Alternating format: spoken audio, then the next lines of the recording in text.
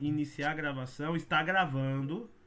Deixa eu aqui conferir de novo. Estamos gravando. Estamos ao vivo, não. Nós estamos, né, ao vivo aqui, né?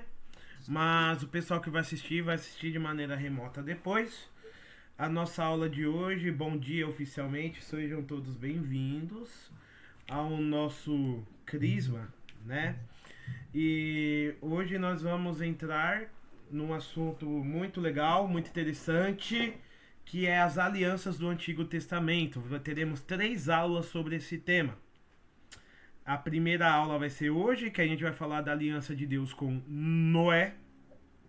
A segunda aula, semana que vem, que nós vamos falar da aliança de Deus com Abraão. E culminando essa trilogia com a aliança de Deus com Moisés, que vai ser a aula sobre os 10 mandamentos, certo? Uma das aulas chaves, né, do Crisma, que a gente vai trazer aí. No Crisma do ano passado a gente acabou fazendo Moisés com Abraão junto, né, mãe? É, Para economizar tempo. Mas esse ano a gente percebeu que cada aula é importante, né? Não tem como, né? E às vezes na necessidade, porque esse Crisma aqui era para ser em 3 anos. O Crisma tradicional é 3 anos de estudo. A gente tá fazendo em 9 meses, né? O número é bem compacto. simbólico, né? Como se fosse uma gravidez, né? E o interessante é que a minha esposa, ela engravidou mais ou menos no começo do Crisma. Então, quando a minha esposa estiver para ter o filho, vocês vão estar para ser crismados, né? Verdade. Então, eu vou olhar a barriga da minha esposa crescendo e pensando e vou pensar logo em vocês, que vocês estão sendo gestados para Deus. Olha que Verdade. bonito, né? Toda vez que eu olhar para a barriga da minha esposa, eu vou estar lembrando que uma turma está sendo gestada, né? Que bonito, né? Nossa, é só rezar com o Ele, canto gregoriano que a gente fica todo espiritual, né? Olha só, né? eu Verdade. sempre falei para as pessoas, o crisma dura 9 meses, o tempo de gestar uma nova pessoa. Então, crisma de adultos. A gente queria que não tivesse nenhum aluno no crisma de adultos. Nossa, Felipe, por quê? Porque era pra todo mundo fazer na idade correta. Era pra todo mundo fazer na adolescência. Mas, né, era pra todo mundo fazer na época correta. Era pra todos conhecer a Cristo desde sempre. Era. Mas, mesmo os que não conseguem fazer o que é o ideal, nós estamos aqui, né? O crisma de adultos é curva de rio, né, mãe? O que é curva de rio? A curva de rio é onde os. Não fiquem ofendidos com isso, tá? A, a curva de rio é onde todas as impurezas do rio fica, né? E fica pra trás. Aí o que a gente faz? A gente vai lá e recicla. E dá ressignificância. Felipe, você tá me chamando de lixo? Não, tô falando que assim, Deus ele dá chance pra tudo. Todos aqueles que se desviaram, que ficaram na curva do rio, Deus vai lá, pega e faz uma coisa linda. E nós estamos aqui, somos os recicladores de Deus, né? Isso é muito bonito, né? Nós estamos aqui para resgatar, nós estamos aqui para curar, nós estamos aqui para fazer com que o mundo conheça um pouco mais de Deus, né? E é por isso que as aulas são gravadas também. Aí, pessoal, gostaria que vocês pegassem o texto no WhatsApp. É por isso que eu posto o texto no WhatsApp, tá? Ele é o texto que a gente vai estar trabalhando hoje. Alianças do Antigo Testamento. Primeiro a gente precisa saber aonde que nós paramos. Essa aula é continuação da qual? Essa aula é a continuação da aula da criação. Você lembra que a gente fez a aula da criação? Das coisas visíveis e invisíveis? Das quais a gente viu o pecado dos anjos e o pecado dos homens. A gente viu que a maldade entrou no mundo. A gente viu que Deus, quando criou o mundo, ele não criou o mundo com o pecado, né? Deus olhou para toda a sua criação e viu que tudo era muito bom. É o que vai dizer o livro de Gênesis. Deus criou o mundo e viu que tudo era muito bom. Ok? E depois, Satanás ele veio ao mundo para tentar seus filhos, né? Os filhos de Deus. E conseguiu. O pecado entrou no mundo. Não vou repetir todos os argumentos porque o pecado entrou no mundo. Vocês podem estar indo lá, tá? Essa aula foi gravada, está disponível, né? Que a aula da criação de Deus, das coisas visíveis e invisíveis, certo? E assim, alguém pediu para entrar aqui, mas quando eu fui apertar para entrar, saiu, né? Não entendi. Aqui, permitir. Natália tá chegando. Bom dia, Natália, tudo bom? Bom dia. Tudo bem? Fique à vontade. Então, nós vamos iniciar a nossa aula agora. Dando continuidade, como que a humanidade ficou após o pecado? Como que a humanidade ficou após Adão e Eva serem expulsos do paraíso e terem agora que se virar com o pecado, as doenças, a morte, né? A morte vai entrar no mundo agora, certo? Então, vamos acompanhar. Minha mãe, ela tá aqui para ler pra gente, certo? Pode começar, mãe, a leitura. As alianças no Antigo Testamento. A eleição de um povo, parte 3. Parte 1 de 3. O que é uma aliança? É um pacto que Deus faz com os homens para resgatar e oferecer a seus filhos a garantia que o seu Pai Celeste não os esquece e nem os abandonará.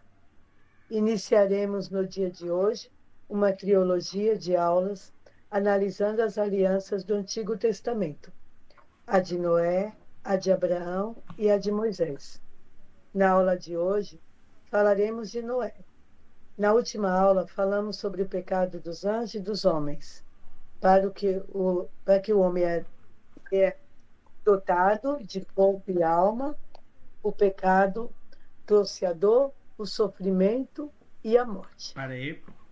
Então, nós vamos começar a falar, antes de começar a falar sobre o pecado, vamos falar um pouco sobre quem somos nós. O ser humano, ele é dotado de corpo e alma, certo? E é importante vocês terem isso em mente. Vocês são parte matéria, e essa é a parte que nós percebemos mais, né? A parte do nosso corpo. O nosso corpo, certo? Nós estamos aqui no corpo, mas o ser humano, ele é parte espiritual também. Vamos pensar o seguinte, nós estudamos sobre os anjos, que são seres totalmente espirituais. Você lembra que na aula dos anjos eu disse que os anjos, eles não têm corpo? Os anjos, eles são puramente espírito. Agora vamos para o oposto, os animais. Os animais. Os animais, eles só têm matéria. Só que eles não têm alma inteligente como o ser humano. Ou seja, eles são matéria apenas. Eles são apenas matéria. Ou seja, os animais, quando eles morrem, eles não vão para o céu. Nem para o inferno, nem para nenhum lugar. Por quê? Porque eles só vivem essa vida aqui, certo? Porque eles não são seres eternos. E o ser humano? O ser humano, apesar de ele ser matéria, ele tem um espírito, que é a alma, certo? E essa alma do ser humano, ela é uma alma inteligente e espiritual. Ela consegue contemplar coisas eternas. E segundo Santo Tomás de Aquino, pelo ser humano contemplar coisas eternas, como Deus, como os anjos, então quer dizer que ele tem uma potência para a eternidade, ou seja, nós só conseguimos alcançar aquilo que a nossa natureza permite. E a natureza humana permite, então, chegarmos a conclusões verdadeiras, racionais e espirituais sobre Deus e as coisas espirituais. É porque nós temos uma natureza espiritual, certo? Assim sendo, o ser humano, apesar de ele é o meio, Santo Tomás de Aquino vai falar que o ser humano, ele é o meio termo da criação. Por quê? Porque ele é parte do mundo material e ele é parte do mundo espiritual. Enquanto os animais eles estão apenas no mundo material e os anjos apenas no mundo espiritual, o ser humano está nos dois. Porque ele participa do mundo material, porém ele tem alma. E por ter alma, ele faz parte do mundo espiritual também. Ele faz parte do mundo material por conta do seu corpo. A gente está aqui no tempo e no espaço, na matéria, mas também, por ter alma, nós estamos no... nós fazemos parte do mundo espiritual também. Por isso que nós buscamos a salvação da alma. Mas também buscamos cuidar do corpo. Porque quando Deus criou o nosso corpo, ele viu que tudo era muito bom. Nosso corpo é templo do Espírito Santo. Então nós temos que nos alimentar bem. Nós temos que viver bem. Nós temos que evitar vícios que são destrutivos ao nosso corpo. Nós temos que buscar cuidar da nossa saúde, fazer os nossos exames. Mas também temos que cuidar da nossa alma, porque a nossa alma também precisa de cuidados. E como que a gente cuida da alma? Através da oração, da vida espiritual e assim por diante. Mas o que o pecado fez com isso? Esse perfeito equilíbrio entre alma e corpo, quando Adão e Eva pecam, a nossa natureza humana, tanto a física quanto a espiritual, ela é desordenada. É como se nós nascêssemos com um defeito que veio através de Adão e Eva. Essa desordem da natureza humana, causada pelo pecado original, faz com que o ser humano queira cada vez mais as coisas materiais e menos as coisas espirituais. Perceba, nós seres humanos tendemos sempre a buscar o conforto. Eu tô mentindo? O conforto. Exatamente. Se eu perguntar para vocês, acordar 4 horas da manhã para rezar o rosário com o Frei Gilson ou dormir até 9 da manhã, o que o corpo vai querer? Dormir. Uhum. Comer um chocolate gostoso ou comer alface? Chocolate. Se eu falar o seguinte, ir para a academia ou sentar no sofá e assistir TV? Opa, nós estamos vendo. Isso, não se culpem, tá, gente? Eu não tô aqui sendo moralista e nem julgando. Eu tô falando da nossa natureza. Nós sempre somos condicionados a fazer o que é mais cômodo. Por quê? Porque para fazer a vontade de Deus, nós temos que sempre estar lutando contra o nosso comodismo. Aí eu vou falar, Felipe, Sônia, catequistas, qual que é o melhor agora? Cuidar dos meus assuntos em casa ou para tudo para sentar e dar aula? Qual que é o mais cômodo?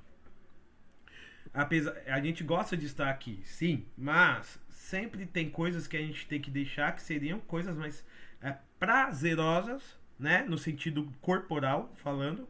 Porque no espiritual a gente se deleita, né? No espiritual a nossa alma se alimenta aqui, né? Mas corporalmente, às vezes a gente não está tão confortável.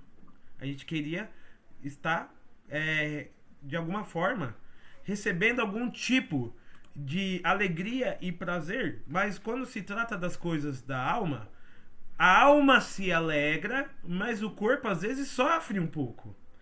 Tanto que quando nós vamos rezar, muitas vezes a gente se ajoelha. E por mais que a oração esteja boa, o seu corpo não vai estar falando, ai que delícia estar de joelho, tô ajoelhado. Não. Tanto que para fazer uma mortificação, nós temos que fazer o corpo sofrer um pouquinho. No caso do jejum, por exemplo.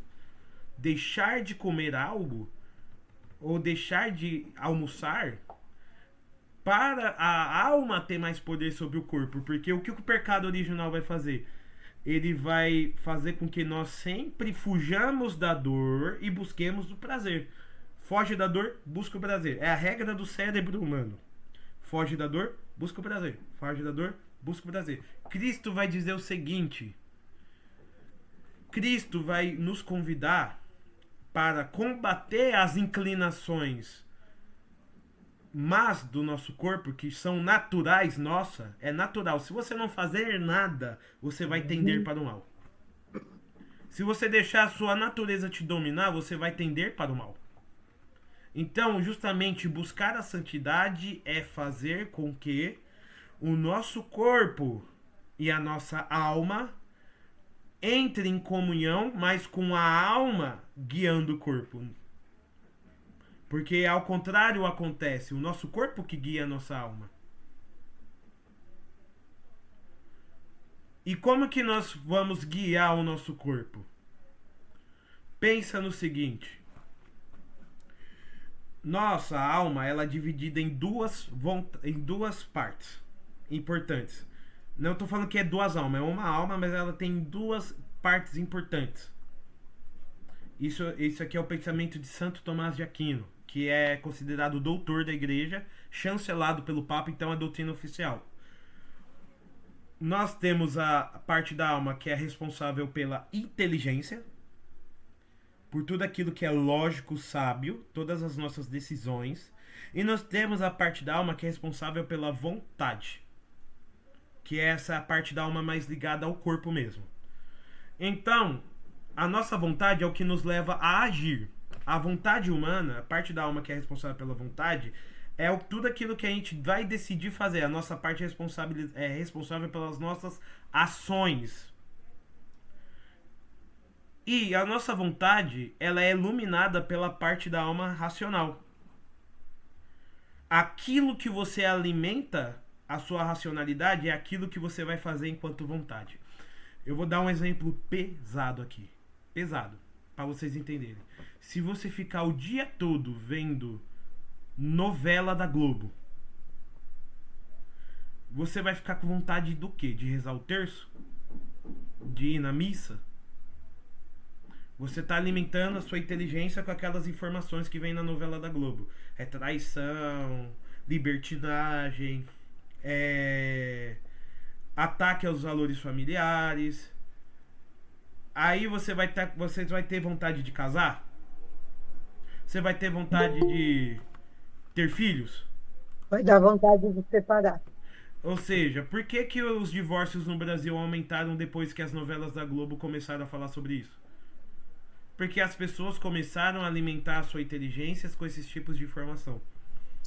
Então, a vontade humana, ela é alimentada pela inteligência. Agora, se você vê pregações, se você assiste as pregações do Padre Paulo Ricardo, do Frei Gilson, ou você lê o Catecismo da Igreja Católica, ou você lê a Bíblia, você vai ter vontade de quê? Você vai ter vontade de ser de Deus. Você vai ter vontade de ser santo. Você vai ter, ou seja, o que tudo isso tem a ver com a aula de hoje, Felipe? Porque o ser humano, ele vai sair assim do Jardim do Éden. Um ser desordenado. E que, se não buscar a Deus, não entrará no céu. Se não buscar a Deus, não terá salvação. Porque a nossa natureza, ela já está desordenada. E é por isso que Deus vai vir em auxílio do ser humano, né? Na aula passada a gente falou que parece até que o diabo venceu, porque ele fez a criação que deu Santa Muca aí, mas agora a gente vai falar do contra-ataque de Deus contra o diabo. A gente vai falar o que Deus vai fazer para salvar o ser humano, que vai ter o seu cume na vinda de nosso Senhor Jesus Cristo. Mas Deus precisava então preparar o seu povo para a vinda de Jesus. E é por isso que ele vai escolher dentro do povo de Deus profetas, vai escolher juízes, vai escolher reis, vai escolher legisladores, vai fazer uma lei para que o povo escolhido, que é o povo hebreu, que vai ser o povo de onde Jesus vai sair, esteja preparado para que quando Jesus venha, iluminados pela lei, iluminados pelos profetas, eles reconheçam a Cristo e o acolham como seu Salvador, como seu Redentor. Ou seja, nós vamos a mergulhar agora no Antigo Testamento. Mas não mergulhar no Antigo Testamento com a luz dos judeus, que eles olham o Antigo Testamento hoje e ainda estão esperando o Messias. Eles ainda estão esperando o Messias. Não, nós vamos olhar aqui para o Antigo Testamento à luz de Cristo. Se lembra da aula da Bíblia? O Antigo Testamento ele deve ser lido à luz do Novo. Todas as vezes que a gente for ler o Antigo Testamento, nós iremos ler para entender que Cristo estava sendo prometido àquele povo. Estava sendo anunciado. E que Deus estava preparando aquele povo para a chegada do Messias. E o Messias veio e era Jesus.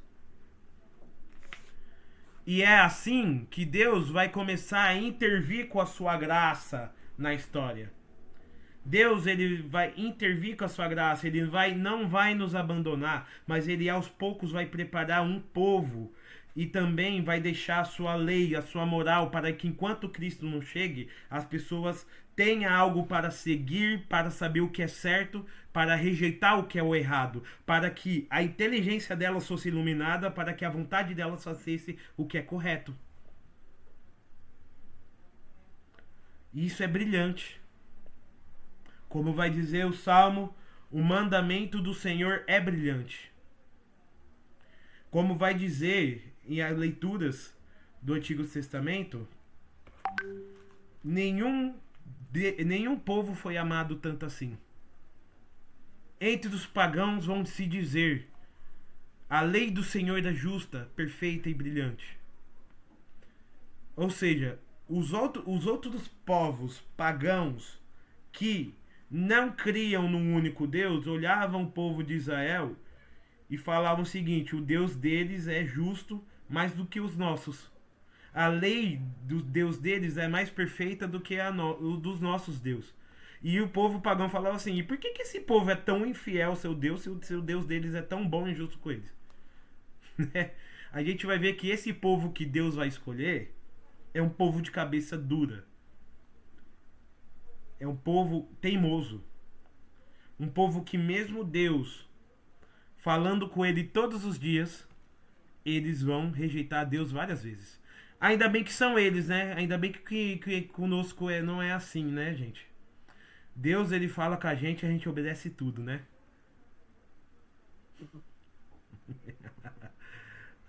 Meu Deus do céu.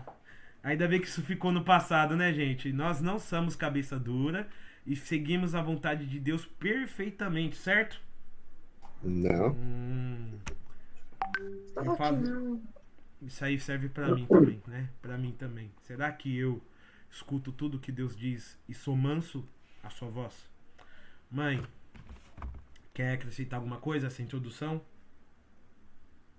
Realmente nós não ouvimos a Deus como gostaríamos. Mas ainda bem que Noé ouviu, né? Ainda bem que Noé obedeceu. Então vamos lá, mãe. Pode ler para mim. Para nos localizar, Adão e Eva já foram banidos do paraíso. Adão tem a princípio 2 filhos, Caim e Abel. Uma das consequências do pecado na natureza já se manifesta em Caim, que mata seu irmão Abel. Vamos lá, vamos abrir a nossa Sagrada Escritura, Gênesis 4. Vamos abrir Gênesis 4.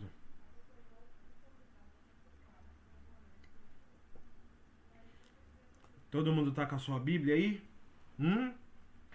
Opa! Gênesis 4, de 1 a 26. Vocês poderiam me dizer qual é a versão da Bíblia de vocês? A minha é de Jerusalém. A minha é Ave Maria. Ave Maria. A minha Ave Maria. Maria, minha. Você perdeu, Felipe. Então eu vou pedir para você ler, então, porque a minha é uma tradução diferente. que não muda o sentido do texto, mas é outras palavras, né? Então, para todo mundo poder acompanhar de maneira mais igual, eu vou pedir para você ler, porque a Ave Maria é a leitura mais padrão aqui, né? Tá bom. Caim e Abel. Até o 26, Adão. tá? Hã? Isso, gente. É só o 26? Até 1 até o 26. Uma leitura Ah, tá. longa, hein, gente? Tá bom, vou ler bem rapidinho. Adão conheceu Eva, sua mulher, e ela concebeu e deu à luz Caim. E disse: Possuí um homem com a ajuda do Senhor. E deu em seguida à luz Abel, irmão de Caim. Abel tornou-se pastor de ovelhas e Caim lavrador. Passado algum tempo, ofereceu Caim frutos da terra em oblação ao Senhor.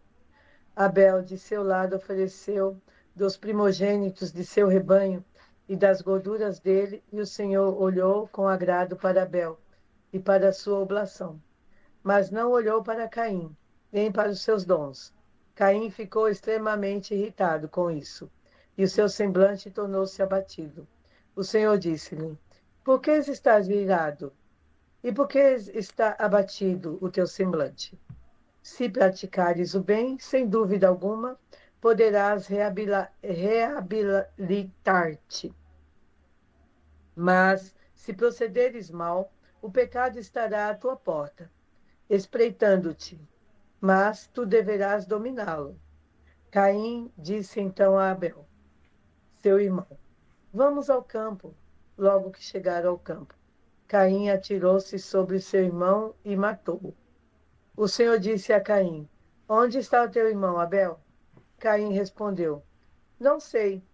Sou porventura eu o guarda do meu irmão? O Senhor disse-lhe: Que fizeste? Eis que a voz do sangue do teu irmão clama por mim desde a terra. De hora em diante serás maldito, expulso da terra, que abriu sua boca para beber de tua mão o sangue do teu irmão.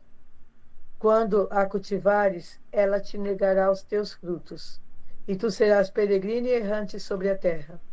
Caim disse ao Senhor: Meu castigo é grande demais para que eu possa suportar. Eis que me expulsais agora deste lugar, e eu devo ocultar-me longe de vossa face, tornando-me um peregrino errante sobre a terra.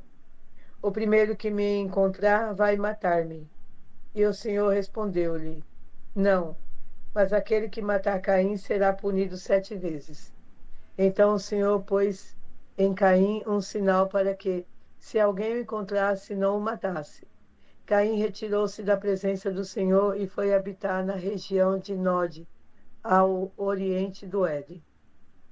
Caim conheceu sua mulher, ela concebeu e deu à luz a Enoque, e construiu uma cidade, a qual pôs o nome de seu filho Enoque. Enoque gerou Irade, Irade gerou Maviael. Maviael gerou Matusael, e Matusael gerou Lameque. Lameque tomou 2 mulheres, uma chamada Ada e a outra Sela. Ada deu à luz a Jabel, que foi o pai daqueles que moram em tendas, entre os rebanhos. O nome de seu irmão era Jubal, que foi o pai de todos aqueles que tocam a cítara e os instrumentos de sopro. Sela, de seu lado, deu à luz a Tubal-Caim, pai de todos aqueles que trabalham o cobre e o ferro. A irmã de Tubal-Caim era Noema. Lameque disse às suas mulheres, Ada e Sela: Ouvi a minha voz, mulheres de Lameque, escutai as minhas palavras. Por uma ferida matei um homem, e por uma contusão um menino. Se Caim será vingado 7 vezes, Lameque o será 70 vezes, 77 vezes. Descendência de Sete. Adão conheceu outra mulher, e esta deu à luz a um filho, a qual pôs o nome de Sete, dizendo: Deus deu-me uma posteridade para substituir Abel, que Caim matou. Sete teve também um filho, que chamou Enós, e o nome do Senhor começou a ser invocado a partir de então. Muito bem. Por que nós lemos tudo isso? Antes de falar de Noé, precisamos falar como que o pecado nos filhos de Adão e Eva já se manifesta. Após serem expulsos do paraíso, Adão e Eva tiveram 2 filhos, Caim e Abel. Caim, o mais velho, e Abel, o mais novo.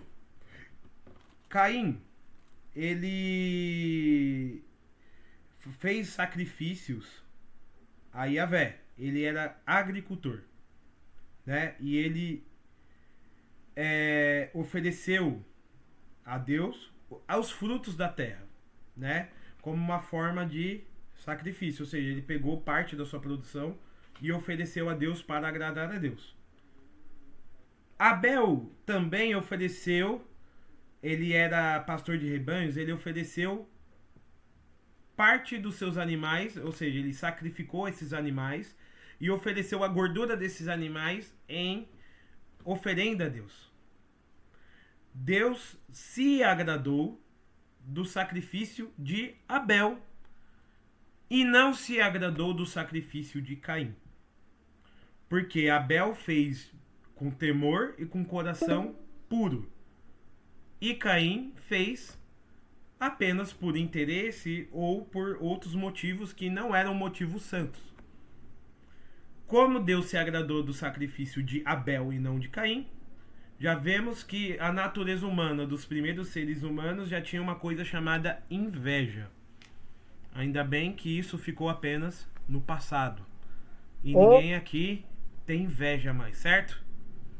Mas a inveja é o quê? O que é o sentimento da inveja? É você ficar triste pela felicidade do outro.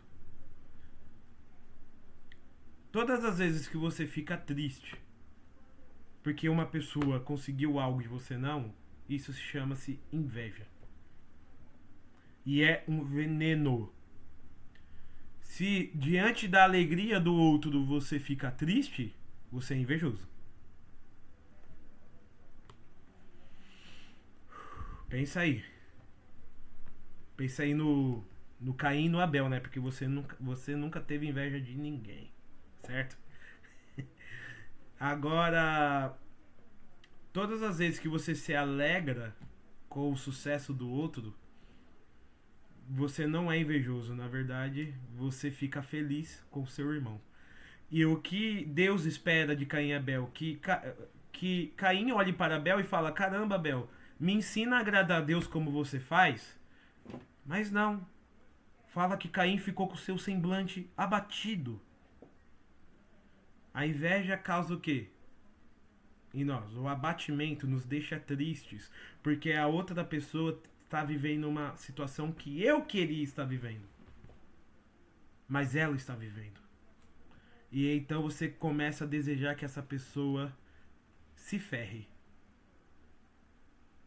Aí a inveja pode ser uma tentação, ou seja, você sentiu a inveja, mas você fala: ah, mano, não quero sentir isso, expulsa isso do seu coração. Aí não é um pecado, mas a partir do momento que você consente com a inveja vai te levar a cometer outros pecados. Como no caso de Caim, o assassinato. Ele vai matar o seu irmão. Então, é engraçado, o primeiro homem nascido foi Caim. Adão, ele não nasceu, ele foi gerado por Deus do barro. Vamos dizer, ele não nasceu de uma mulher, vamos dizer assim, Adão, né? Adão e Eva não nasceram de útero. O primeiro homem nascido de útero foi um assassino, Caim.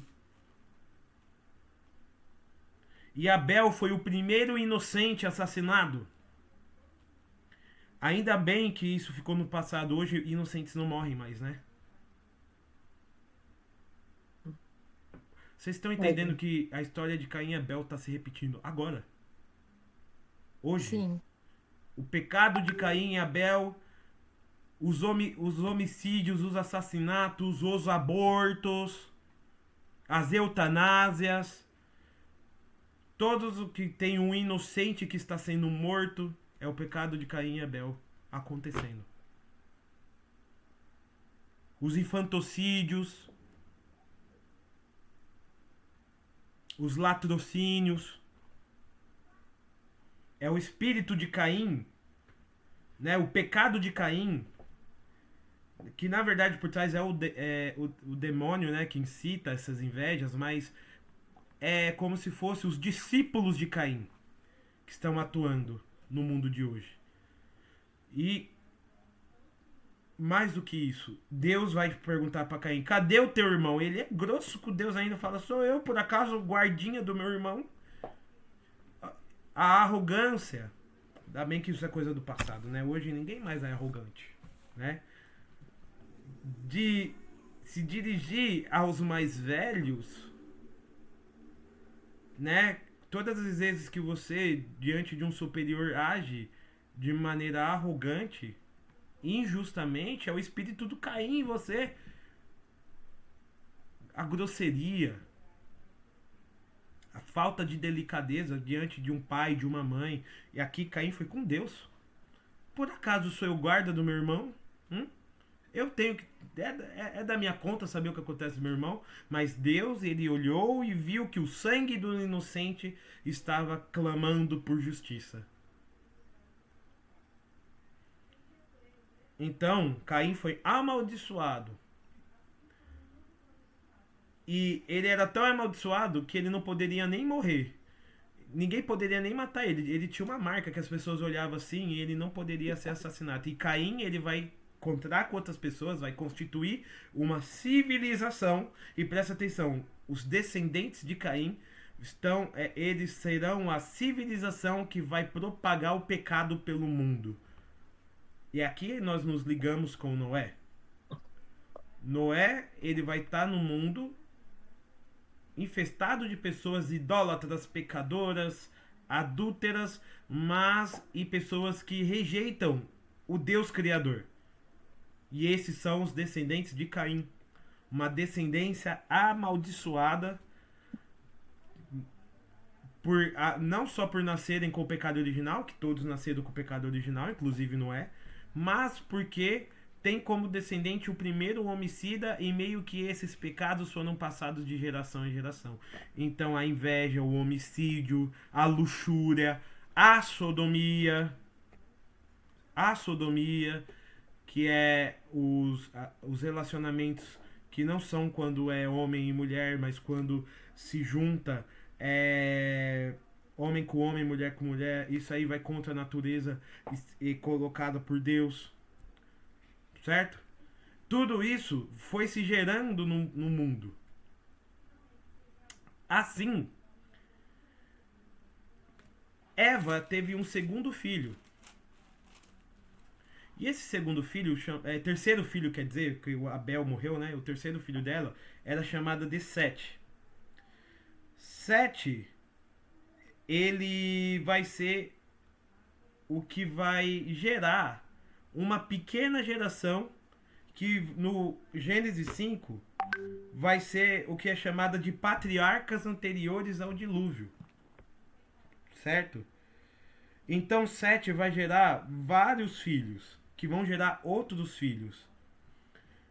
Sete vai gerar Enós, certo? E aqui é um detalhe importante. Eu estou aqui lendo aqui Gênesis 5, versículo 6. Sete viveu 850 anos.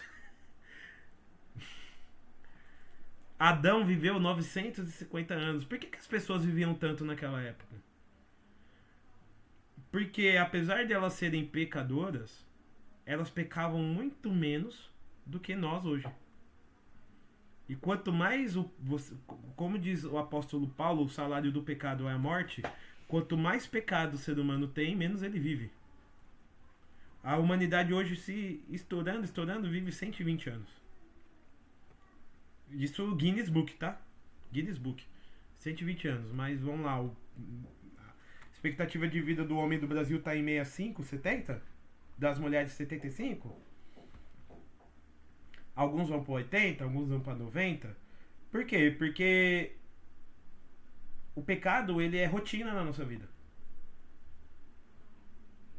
Então, cada vez mais nós temos uma existência, mais curta. Agora no século 20 e 21 a medicina conseguiu naturalmente aumentar a expectativa de vida, mas até a Idade Média a expectativa de um homem era 40 anos de vida. De um camponês, 35 anos, quando não tinha remédio, essas coisas. Mas antigamente, lá nos primórdios, os seres humanos pecavam, mas pecavam em menos intensidade do que no mundo de hoje. Por isso eles tinham uma descendência mais duradoura. Certo?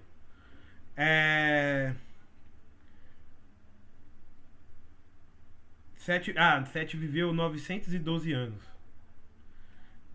Depois veio Cainã. Cainã, ele gerou Malael. Malael gerou os filhos e filhas. Depois veio Jared. Depois de Jared veio Enoque. Inclusive tem um livro apócrifo dos judeus, chama Livro de Enoque, que conta a história desse cara aqui, mas é um apócrifo, né? Ou seja, ele não está na Bíblia. Depois de Enoque, Enoque gerou Matusalém. Matusalém. Oi, mãe, pode falar. Aí tem uma questão que, se as pessoas prestarem atenção, diz que Caim não poderia ser assassinado. Aí vocês pensam assim, poxa vida, então como se não haveria outras pessoas no planeta, né? Que eles eram os primeiras criaturas nascidas de Adão e Eva. Aí, quem poderia matar Caim, então, não é? Que a gente começa a pensar isso. Caim não Então, poderia ser assassinado. a Bíblia. Aí você pode responder, mas eu Isso. também já sei. A Bíblia, no livro de Gênesis, ele não é um livro de história, vamos dizer, 100% ligados a fatos cronológicos. Adão e Eva foram o primeiro homem e mulher. Mas, nesse lapso de tempo, né, de Adão e Eva, Caim e Abel, pode ser, e tudo isso é no nível das hipóteses, que Deus tenha fazido evoluir seres humanos dos primatas, né, em outros lugares, né, fazendo com que surgissem outros povos, porque assim que Caim e Abel são gerados e Adão e Eva saem do paraíso, Sete e Caim, eles se encontram com outros povos. Quem botou aqueles outros povos ali? Com certeza são criaturas de Deus, são humanos, mas pode ser uma brecha para a gente estar falando sobre a teoria de que os seres humanos evoluíram de alguns outros animais, e tudo isso não refuta a questão da Bíblia, entendeu? Mas isso aí são especulações. Sabemos que para Deus nada é impossível, né? Ou Também, Deus tenha criado, depois de Adão e Eva, outros povos para que fossem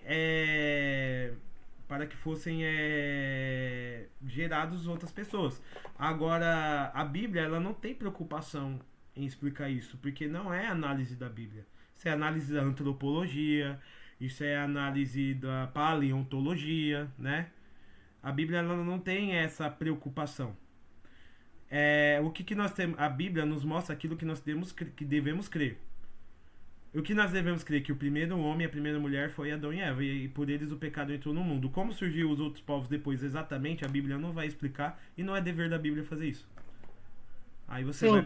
Felipe, é uma possível explicação que eu já vi, é que como eles viviam muitos anos, centenas de anos, né?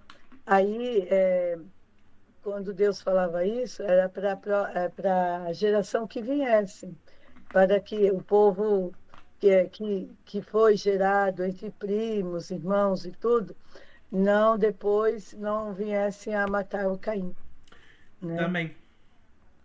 Também. Então, quando se fala de Gênesis, nós falamos de muitas lacunas históricas abertas, mas a única lacuna que Gênesis não deixa é a lacuna da fé.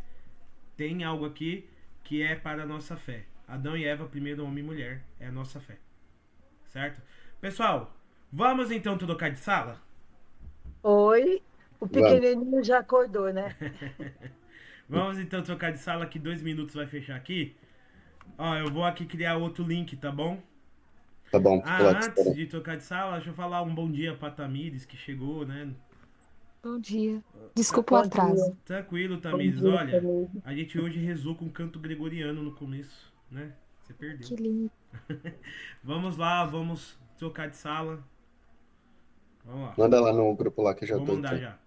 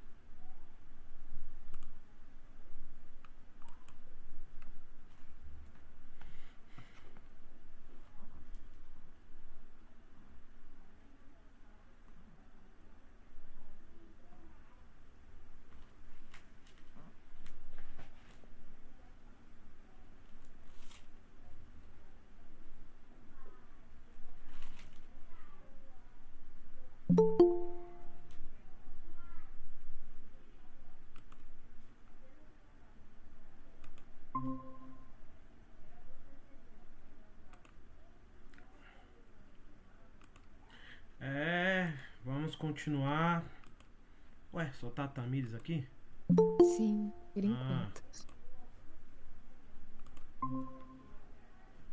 muito bem. Então, Enoque.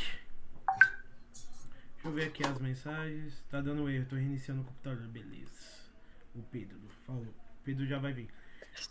Enoque vai gerar Lemeque. Lemeque vai gerar Noé. Certo? E esses serão os filhos descendentes de Sete. Ok? Descendentes de Adão e Eva. E esses vão ter uma tradição de se lembrarem.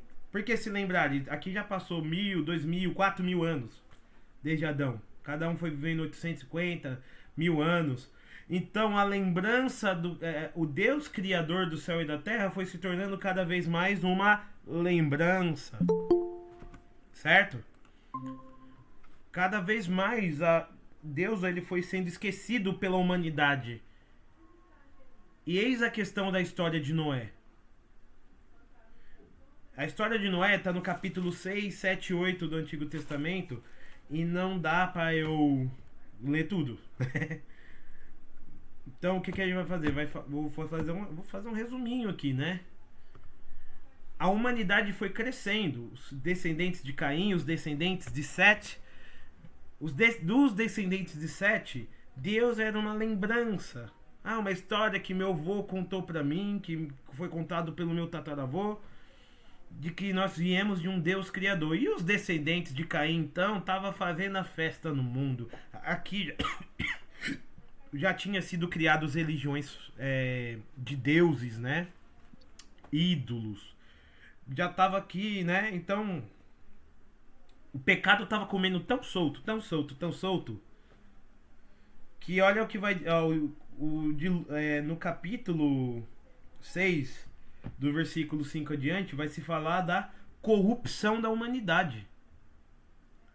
A humanidade estará corrompida pelo pecado.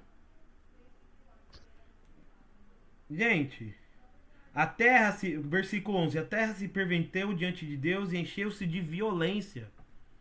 Era assassinato, era roubo, era morte. E Deus viu a terra estava pervertida, porque toda a carne tinha uma conduta perversa sobre a terra. Todos os seres humanos, basicamente, E isso não só dos descendentes de Adão, de Caim, não. Os descendentes de Sete também estavam se corrompendo. O pecado estava virando a regra. Então Deus disse a Noé: chegou o fim de toda a carne. Eu decidi, pois a terra está cheia de violência por causa dos homens. E eu, os caniços e os calafetarás com betume por dentro e por fora. Eis como farás para o comprimento da arca: 13 côvados. Para a largura, 50 côvados. É assim, ele vai falar assim pro Noé o seguinte: Noé, tu tá vendo que o mundo me esqueceu. Eu vos escolhi. Deus, ele vai escolher Noé. Porque você é um dos únicos que ainda guarda minha memória. Então eu vou destruir toda a humanidade. E tudo. E eu vou começar do zero com você e sua família. Noé tinha esposa, tinha filhos. E Noé, ele vai ter que então construir uma arca. Certo? E essa arca, ela vai ser guardada um casal de cada animal puro. Tem um pessoal ignorante falando: é humanamente impossível colocar todos os animais em uma arca. Mas a gente não sabe qual foi a proporção mundial do dilúvio. Não sabemos se o dilúvio foi mundial ou se toda a terra que estava falando foi um dilúvio local, só aquele espaço, né, onde vivia Noé, onde estavam os primeiros seres humanos, ou se foi realmente toda a terra. Eu sei que se Deus ele destruir todos os animais, daqueles animais que estavam dentro da arca, depois gerou-se os restantes dos animais do mundo, certo? E a gente sabe que os animais evoluem, isso é cientificamente comprovado, certo? Então, talvez dos animais que surgiram da arca, eles foram evoluindo em outras espécies de animais com o passar dos milhares de anos, certo? Correto? Isso é estranho porque quando se vê uma catequese católica, por exemplo, uma pessoa que era evangélico, ele pensa que ou é o evolucionismo ou é o criacionismo, que os dois não se misturam. Mas na verdade, o evolucionismo, ele comunga muito bem com a Bíblia. É que a gente tem pessoas ignorantes dos dois lados. Tem pessoas que falam que tem que ser a Bíblia literalmente, e tem pessoas que falam que tem que ser a ciência literalmente. E isso é subestimar o poder que Deus tem. Isso é subestimar a grandeza que Deus tem. Então, o que é verdade de fé? Que Deus salvou o mundo através de Noé e que Noé preservou os animais na arca. Certo? Isso nós temos que crer. Como aconteceu literalmente, nunca vamos saber. Mas isso aconteceu. O dilúvio aconteceu. Noé colocou os animais na arca. Noé foi pregar para os seres humanos que estavam ali. E as pessoas não escutaram Noé, caçoaram dele. Ele é o velho doido, barbudo, construindo um barcão. Quem é que vai acreditar nesse cara? Um velho. Se você olhar o Noé, imagina um cara na Praça da Sé, barbudo, pregando o fim do mundo, construindo, sei lá, um barquinho. Quem ia dar atenção pra esse cara? Quem ia dar atenção pra esse cara? Deus disse a Noé: entra na arca, tu e toda a sua família, porque és é o único justo que vejo diante de mim, no meio desta geração. Pense o seguinte: muitas vezes na sua vida, você vai ser o único cristão católico no lugar que você está. O único. Você vai ser o Noé da sua empresa, o Noé da sua escola, o Noé da sua faculdade, quem sabe o Noé da sua casa. Mas não se preocupe. Deus vai falar: você é o único justo que eu vejo no meio dessa geração, no meio dessa escola, no meio dessa empresa. E tu sobreviverás, enquanto os outros vão afundar. É claro, você vai fazer sua parte. Você vai fazer a sua parte. Vai falar para as pessoas tentar se converter. Mas nem sempre isso vai poder acontecer. Porque aqui na humanidade está reinando o livre-arbítrio das pessoas. E as pessoas querem seguir a tendência da carne, como eu falei no começo da aula. As pessoas vão querer seguir a tendência da sua vontade, não da vontade de Deus. Mãe, antes de eu continuar aqui, leia para mim um pouquinho do texto. Onde parou? É importante lermos a história de Caim e Abel. O justo Abel, por inveja, foi assassinado por Caim. Adão e Eva tiveram mais um filho, Sete. Temos agora duas descendências de Adão, a de Caim e a de Sete. Da descendência de Caim surgiu a humanidade, que vivia na iniquidade, e da descendência de Sete surgiu Noé. A história de Noé está escrita nos capítulos 6, 7 e 8 do livro de Gênesis. Noé escuta a voz de Deus e constrói a arca para salvar a sua família e os animais. Após muitos anos no mar, ao desembarcarem em terra firme, Deus recomeça a humanidade. Deus fez uma aliança com Noé, assim diz a Sagrada Escritura, em Gênesis 9, 9 e 17. Vou fazer uma aliança convosco e convosco. Peraí. Ó, aqui eu vou ler Gênesis 7, versículo 6. Noé tinha 600 anos. O pessoal ainda estava vivendo bastante, hein? Quando veio o dilúvio, as águas sobre a terra. Noé com seus filhos, sua mulher e as mulheres dos seus filhos entrou na arca para escapar das águas do dilúvio. Dos animais puros e dos animais que não são puros, das aves e de tudo aquilo que rasteja sobre o solo, um casal entrou na arca de Noé, um macho e uma fêmea, como Deus ordenara a Noé. Passados 7 dias, chegaram as águas do dilúvio sobre a terra. No ano 600 da vida de Noé, no segundo mês do 17º dia do segundo mês, nesse dia jorraram todas as fontes do grande abismo. Abriram-se as comportas do céu. A chuva caiu sobre a terra durante 40 dias e 40 noites.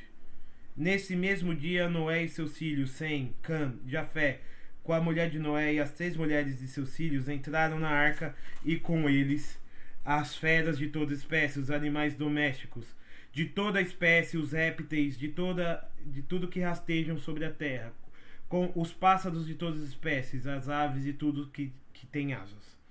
Com Noé entrou na arca um casal de tudo que é carne, que tem sopro de vida. E os que entraram eram um macho e uma fêmea, de tudo que é carne, que for conforme Deus lhes ordenara. E Yahvé fechou a porta por fora. Durante 40 dias houve dilúvio sobre a terra. Cresceram as águas, ergueram-se a arca e ficou elevada acima da terra. As águas subiram, cresceram sobre a terra. As mais altas montanhas que estão sob todo o céu foram cobertas. As águas subiram 15 côvados mais altos, cobrindo as montanhas. Pareceu então que toda a carne que se move sobre a terra, aves, animais domésticos, feras, tudo que fervilha sobre as terras, e todos os homens, morreu tudo que tinha um sopro de vida nas narinas. Isto é, o que estava em terra firme. Assim desapareceu todos os seres que estavam na superfície do solo, desde o homem até os animais, os répteis e as aves dos céus. Eles foram extintos da face da terra. Ficou somente Noé e o que estavam com ele na arca. A enchente sobre a terra durou 140 dias. Noé entrou na arca com a sua família, seus filhos, a esposa do seu filho e tudo, um casal de fêmeas e machos, de tudo aquilo que era possível, né? Aí tem o pessoal que fala, e os peixes? Mano, é um dilúvio. É um dilúvio de água. Peixe não precisa entrar na arca, vai ter água, né? Ou seja, e Deus vai falar, tudo aquilo que é vivo pelas narinas, que respira pelas narinas, né? Peixe, ele respira o oxigênio que está na água, não pelo nariz, né? Enfim, né? Pelas narinas, né? Então, não foi apenas uma chuva. Diz que as águas saíram de todas as fontes que tem água do mundo, tipo A gente pode pensar num tsunami, por exemplo, aliado com uma chuva torrencial e junto com os lagos e tudo que tinha água começou a fervilhar água para tudo que é lado. Qual é a intensidade? Imagina as montanhas do Everest, as montanhas mais altas. Tava 15 côvados acima das montanhas as águas e a arca se ergueu. Então, toda aquela geração má e corrupta morreu e Noé e sua família sobreviveu. Assim, temos que aqui no capítulo 8 vai falar que Noé, depois de 145 dias de dilúvio, começa a mandar pássaros, né? E Deus ele estava ali, segundo a noção humana de Noé, Noé estava pensando o seguinte: será que Deus ele vai fazer da nossa geração uma nova geração para o mundo, ou será que nós iremos morrer nessa arca e toda a criação será extinta? Então Noé mandava pássaros para ver se eles retornavam com algum sinal de terra firme. Os pássaros iam e voltavam. Os pássaros iam e voltavam. Ou seja, só tinha água. Não tinha onde os pássaros pousarem. Até que um dia um pássaro... vamos lá. Assim Noé ficou sabendo... vamos lá. Vou ler aqui. Soltou então a pomba que estava com ele. Capítulo 8, versículo 8. Para ver se tinha diminuído as águas da superfície do solo. A pomba, não encontrando lugar onde pousara as patas, voltou para ele na arca, porque havia água sobre toda a superfície na terra. Estendeu a mão, pegou-a e fez-a entrar para junto da arca. Ele esperou ainda outros 7 dias, soltou a pomba fora da arca. A pomba voltou para ele ao entardecer, e eis que ela trazia no bico um ramo de oliveira. Assim Noé ficou sabendo que as águas tinham escoado da superfície da terra. E ele esperou ainda outros 7 dias, soltou a pomba, que não mais voltou para ele. Foi no ano 601, no primeiro mês, no dia do mês, que as águas secaram sobre a terra. Noé retirou a cobertura da arca, olhou, e eis que a superfície do solo estava seca. No segundo mês, no 27º dia do mês, a terra estava seca. Então assim falou Deus a Noé: sai da arca, tu e tua mulher e teus filhos, tuas mulheres e de teus filhos, todos os animais que estão contigo, e tudo que é carne, aves, animais e tudo que rasteja sobre a terra. Fazei sair contigo, e que polulem sobre a terra, sejam fecundos e multipliquem-se sobre a terra. Então, assim que o pombo trouxe um ramo de oliveira, quer dizer que tem árvore. Sem tem árvore, quer dizer que está seco. Então, com o tempo, as águas foram baixando e Noé, ele pôde então sair da arca, e Deus deu a mesma ordem para Noé, aquela que deu para Adão e Eva: sejam fecundos e multipliquem-se. Então, a partir de Noé, uma nova geração vai seguir a terra, e toda aquela geração de Caim vai ser exterminada, né? Toda a geração ruim vai ser exterminada, e agora vai ser a geração de Noé que vai seguir no mundo. E para isso, Deus ele vai fazer a primeira aliança entre Deus e homens na Bíblia. A primeira aliança entre Deus e homens na Bíblia. Ou seja, Deus, ele, a partir de Noé, ele vai fazer um compromisso com o ser humano. E minha mãe vai ler. Eu peço que vocês acompanhem atentamente. Tá na Bíblia, mas está aqui no texto, né? Eu coloquei, separei e botei aqui no texto base da aula. Como lição de casa, gente, leia o capítulo 6, 7 e 8 de Gênesis todinho para vocês terem essa compreensão mais ampla. Que eu fui pegando um trecho aqui, um trecho ali, né? Mas faça a leitura integral em casa, tá? Dos capítulos 6, 7 e 8 para vocês terem toda a história de Noé bem entendida. Mas vamos lá, pode ler, mãe. Vou fazer uma aliança convosco e com vossa posteridade, assim como todos os seres vivos que estão convosco, as aves, os animais domésticos, todos os animais selvagens que estão convosco, desde todos aqueles que saíram da arca até todo animal da terra. Faço essa aliança convosco. Nenhuma criatura será destruída pelas águas do dilúvio, e não haverá mais dilúvio para devastar a terra. Deus disse: Eis o sinal da aliança que eu faço convosco e com todos os seres vivos que vos cercam, por todas as gerações futuras. Ponho o meu arco nas nuvens, para que ele seja o sinal da aliança entre mim e a terra. Quando eu tiver coberto o céu de nuvens por cima da terra, o meu arco aparecerá nas nuvens. E me lembrarei da aliança que fiz convosco e com todo ser vivo de toda espécie. E as águas não causarão mais dilúvio, que extermine toda criatura. Quando eu vi o arco nas nuvens, eu me lembrarei da aliança eterna estabelecida entre todos os seres vivos de toda a espécie que estão sobre a terra. Dirigindo-se a Noé, Deus acrescentou: Este é o sinal da aliança que faço entre mim e todas as criaturas que estão na terra. A aliança de Deus feita com Noé é o primeiro passo de reconciliação de Deus com a sua criação.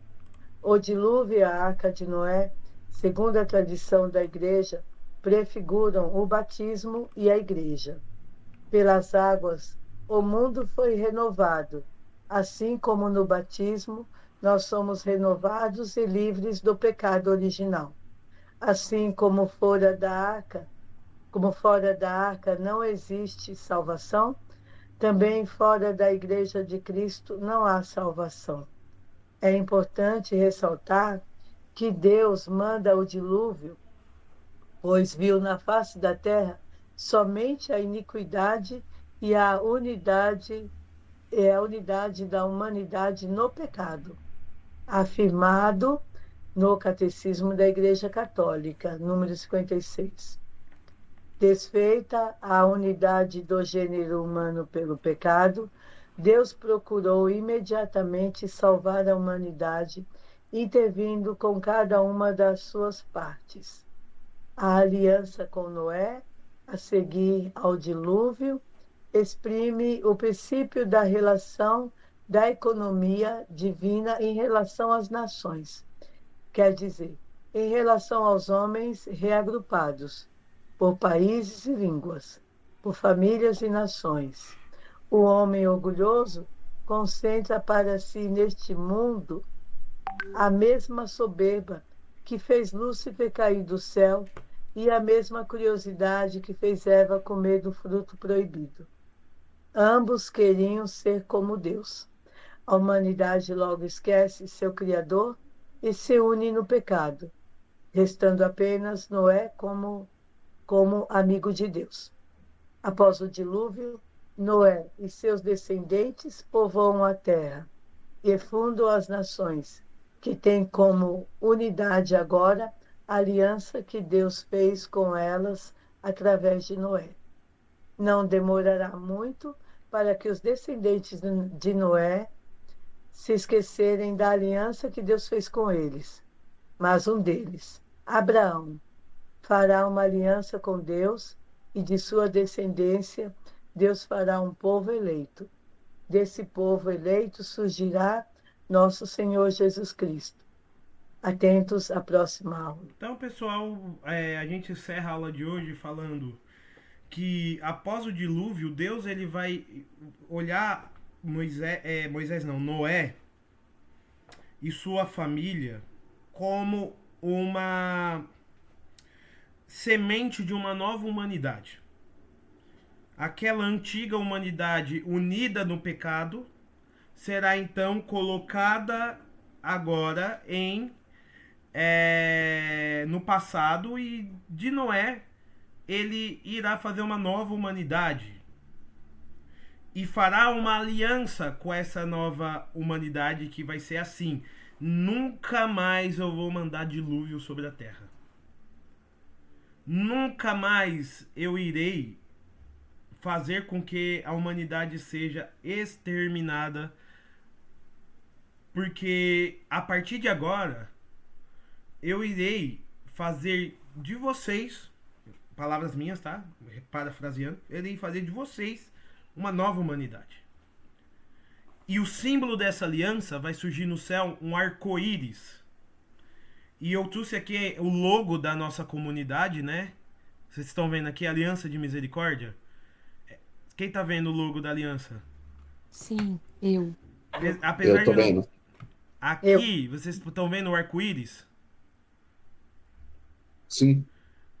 Esse arco-íris aqui é uma referência à aliança de Deus com Noé, né? E tá no logo da comunidade da qual a gente tá dando a catequese aqui, né? Porque a aliança que Deus vai fazer com Noé é uma aliança de misericórdia. É uma aliança de bondade. Porque a humanidade vai pecar muito mais daqui pra frente do que antes de Noé. Muito mais. Só que agora Deus vai preparar para na proporção que essa humanidade vai pecar, Deus vai enviar pessoas santas. E teremos mais exemplos, porque na época de Noé, Noé era o único amigo de Deus. Ele era o único na face da terra que lembrava de Deus. E agora, apesar de o mundo estar acabado no pecado, hoje temos um contraponto. Temos hoje muitos amigos de Deus. Os santos, os cristãos verdadeiros, pessoas que fazem com que o mundo seja um lugar melhor. São o arco-íris. Essas pessoas guardam a aliança de Deus. E é por isso que o dilúvio não cai sobre a terra. É por isso que o dilúvio não cai sobre a terra. Porque hoje temos muitos amigos de Deus. Eu quero ser um amigo de Deus. E eu espero que vocês queiram ser amigos de Deus. É claro, os filhos de Noé, eles vão fundar as nações. Vão fundar as nações em todos os lugares do mundo. Na África, na Ásia, eles vão se espalhando. E essa aliança de Noé, ela é a primeira aliança, é a aliança das nações. Significa que agora toda a humanidade, não importa qual lugar do mundo, todos somos descendentes dos filhos de Noé. Não importa qual povo que seja, qual raça que seja, todo ser humano vivo é ali descendente da família de Noé. Certo? E por isso, essa aliança que foi feita com esse povo, ela se estende a todos os povos do mundo. Por isso que todos os povos do mundo são chamados à conversão. Não só um povo ou outro, é todos os povos. Porque como todos os povos descendem do mesmo lugar, estão cobertos por essa aliança. E é por isso que, ao observar povos que ainda nunca conheceram Jesus e seu evangelho, como que os missionários, ao chegarem lá, conseguem convencer povos que nunca ouviram falar de Jesus Cristo, que Jesus Cristo é o Senhor e Salvador? Não é apenas o argumento. É porque esses povos, eles têm uma centelha de Deus, que é essa aliança. E quando os missionários chegam para pregar Cristo e o único Deus verdadeiro, o coração deles, ele vai se acender pela graça do Espírito Santo, porque essa aliança ainda está vigorando hoje. É uma aliança eterna entre Deus e todas as nações do mundo. Então, antes de um missionário chegar a um pagão que não conhece a Cristo, essa aliança está vigorando. E é essa aliança que dá eficácia à evangelização do missionário. Então, antes de um missionário chegar, o Espírito Santo já estava lá preparando. Antes de um missionário chegar, Deus já tinha feito uma aliança com Noé que vale para todos os povos e nações e línguas do mundo. E se uma nação vive sem Cristo, ela é julgada por esta aliança, que é a lei natural. Ou seja, eu posso não conhecer a Cristo. E se eu não conhecer a Cristo, Eu não posso ser salvo. Mas, se eu não conhecer a Cristo, eu não posso ser salvo se eu, de propósito, não quis conhecer a Cristo. Agora tem povos que não conhecem a Cristo, não é culpa deles. O evangelho ainda não chegou lá. Tem um país no mundo que se chama Butão. Já ouviu falar? Lá o evangelho nunca, não, várias partes as pessoas não sabem nem quem foi Cristo. Coreia do Norte, por causa de um governo comunista, materialista e ateu, muitas pessoas nunca ouviram falar do nome de Cristo. Essas pessoas estão debaixo da aliança das nações. E elas serão julgadas pelo bem que elas fizeram ou pelo mal que elas fizeram. E que isso é a lei natural que está dentro delas. É a consciência. Mesmo não sendo de Deus, e mesmo vocês podem... Se teve alguém aqui com uma vida antes de conhecer a Cristo, sabe que o errado era errado. Sabe que a consciência pesava em várias situações. E você nunca tinha ouvido falar do Evangelho de Cristo. Ou tinha ouvido superficialmente, mas você sabia que matar é errado, roubar é errado. Você sabia. Tem uma voz dentro de você que diz o que é certo e o que é errado.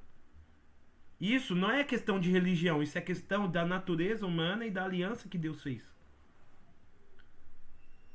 A natureza humana sabe o que é certo e o que é errado. Senão não existiria uma coisa chamada consciência. Consciência. Outras coisas do batismo, do dilúvio. As águas do dilúvio prefiguram, é uma figura, aqui fazendo uma leitura do Novo Testamento no Antigo Testamento, as águas do batismo. O batismo vai matar em nós a humanidade pecadora e vai fazer, após as águas do batismo, um novo ser. A barca de Noé, ela é prefiguração da igreja de Cristo, a igreja católica. Neste mundo nós estamos num mar e o que nos salva é estarmos dentro da barca, que é a igreja. Enquanto o mundo está pecando, enquanto o mundo está vivendo as suas diversões imorais, enquanto o mundo está vivendo um período de relativismo moral, nós estamos aqui apegados à tradição, ao rosário e a Cristo, junto com os bispos, o Papa e junto com os santos e santas de Deus. Nós estamos dentro da barca de Pedro. E interessante que Cristo escolhe um pescador que tem um barco para ser o chefe da igreja.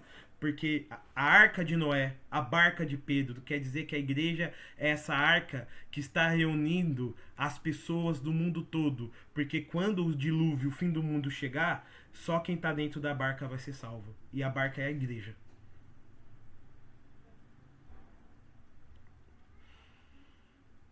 E isso me faz pensar o seguinte: será que vai demorar o dilúvio a chegar? Será que o fim de tudo, o fim do mundo, a segunda volta de Cristo, vai demorar a chegar? Nós não sabemos, não tem data, mas quando chegar, eu não sei vocês, eu quero estar na barca. Eu quero estar na arca. Eu quero estar com os Noés, ou seja, aqueles que pregam o evangelho da salvação. E quando essa barca, e quando esse segundo e último dilúvio, ou seja, o fim do mundo, e as águas secarem, nós teremos apenas o reino de Deus sobre a terra. E não haverá mais morte, nem dor, e não haverá pecado, porque nós iremos viver no reino eterno de Deus. No céu. A nossa verdadeira casa. Podemos então reinterpretar também essa vida como um grande dilúvio. Um grande dilúvio. E às vezes a gente está ali no nosso barquinho quase afundando e tem vários outros barquinhos que a gente vai tentando sobreviver, mas existe apenas uma barca que vai aguentar até o final, que é a barca de Cristo. Eu quero entrar na barca de Cristo e eu quero continuar nela. Muitas pessoas estavam na barca de Cristo, mas fizeram seus próprios barcos e saíram. Quantas igrejas nós temos aí que são igrejas que foram inventadas pelos seres humanos? São falsas barcas que vão acabar afundando. Encerro essa analogia das barcas com um sonho que teve Dom São João Bosco. Ele era um santo que sonhava muito, né? Deixa eu ver se eu consigo encontrar uma imagem aqui, ó. Sonho de São João Bosco. Né? Ó, eu vou abrir aqui uma imagem. E eu vou... Deixa eu interromper esse compartilhamento para iniciar outro do compartilhamento. São João Bosco, ele teve um sonho. E assim a gente encerra a aula de hoje. Peraí.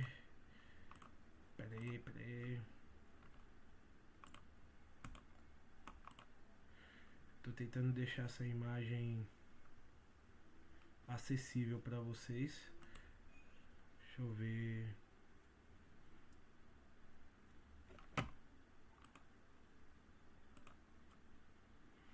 Peraí.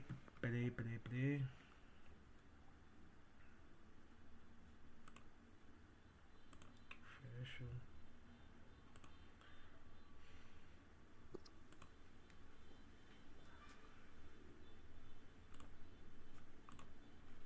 Deixa eu ver se agora dá certo.